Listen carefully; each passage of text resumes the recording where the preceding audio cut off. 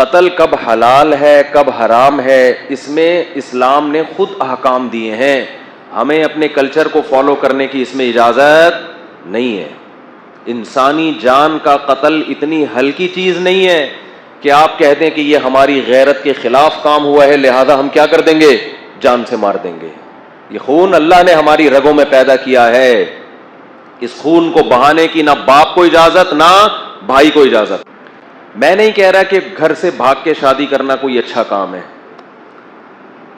لیکن خوب سمجھ لو کہ گھر سے بھاگ کے شادی کرنا اگر برا کام ہے تو اس بیس پہ دونوں یا کسی ایک کو قتل کر دینا اس سے ہزارہا زیادہ برا کام ہے. کسی کتاب میں نہیں لکھا, نہ قرآن میں نہ حدیث میں نہ کسی فقہ میں, کہ لڑکی اگر گھر سے بھاگ کے پراپر شادی کرتی ہے تو آپ غیرت کے نام پہ اس کو قتل کر دیں. کہیں بھی نہیں ہے یہ. اور کمال کی بات ہے بعض یہ کام وہ لوگ کر رہے ہوتے ہیں جو اپنی بیٹی کو ایجوکیشن میں پڑھا رہے ہیں, وہاں غیرت نہیں آئی ہے بھائی. وہ 10 لڑکوں میں جا کے بیٹھ رہی ہے, وہاں غیرت نہیں آئی. اس کے پاس فیس بک ہے, سوشل میڈیا استعمال کر رہی ہے, 20 لڑکوں کو صبح شام دیکھ رہی ہے, وہاں غیرت بولو نہیں آئی.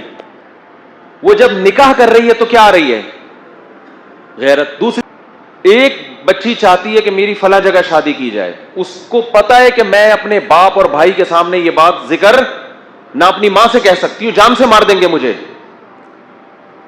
تو کیا یہ اسلام ہے؟ ہمارے نبی صلی اللہ علیہ وسلم کے دور میں بھی ایسے واقعات ہوئے.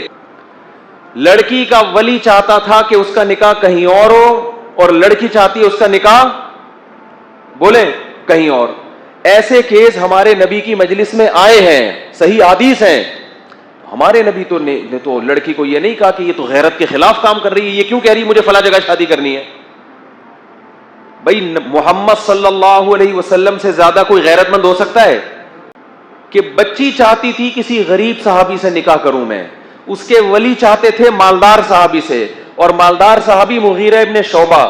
حضرت مغیرہ ابن شعبہ فرماتے ہیں کہ مجھے وہ لڑکی, وہ بچی تو نہیں یعنی ان کی بیوی تھی نا, نوعمر تھی, مجھے وہ مل چکی تھی, مگر نبی صلی اللہ علیہ وسلم نے جب دیکھا کہ بچی کہیں اور نکاح کرنا چاہتی ہے, مجھ سے چھین کے اس کے حوالے کی گئی جس سے وہ نکاح کرنا چاہتی تھی.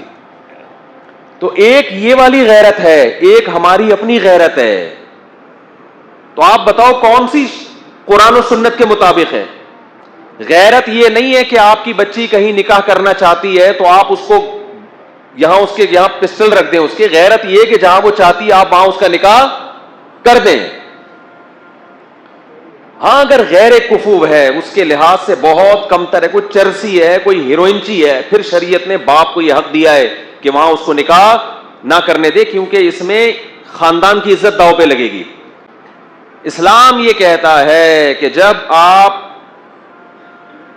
آپ کو یہ شبہ ہے کہ آپ کی بیٹی, آپ کی بہن کہیں کسی کو لائک کرتی ہے, تو اسلام یہ نہیں کہہ رہا کہ اس کو کیا کرو, آپ اس رشتے کو توڑو.